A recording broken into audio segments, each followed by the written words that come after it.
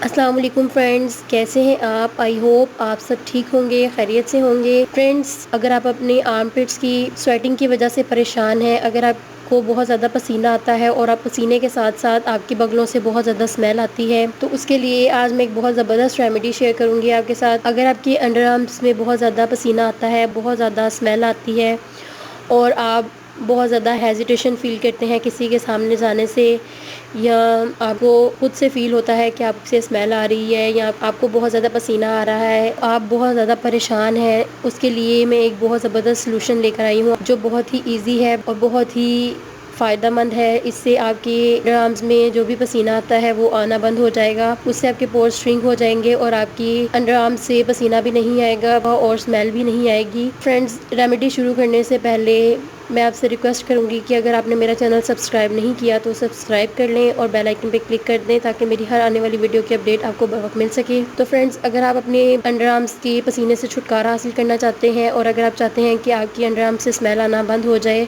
तो उसके लिए आप कोकोनट ऑयल लें। कोकोनट ऑयल लेकर आपने अपने अंडर आर्म्स की मसाज करनी है। मसाज करने के बाद आपने क्या करना है कि आपने इसको लगाकर ऐसे ही छोड़ देना है और वॉश नहीं करना। आप देखेंगे कि एक हफ़्ता मुसलसल इस्तेमाल से आपके अंडर आर्म्स में पसीना आना भी बंद हो जाएगा और उसके साथ साथ आपके अंडर आर्म्स में अगर स्मेल आती है तो वो भी बंद हो जाएगी। फ्रेंड्स, आप ये ज़रूर ट्राई करके देखें, ये बहुत ही इफ़ेक्टिव है, ये मेरा पर्सनल एक्सपीरियंस है।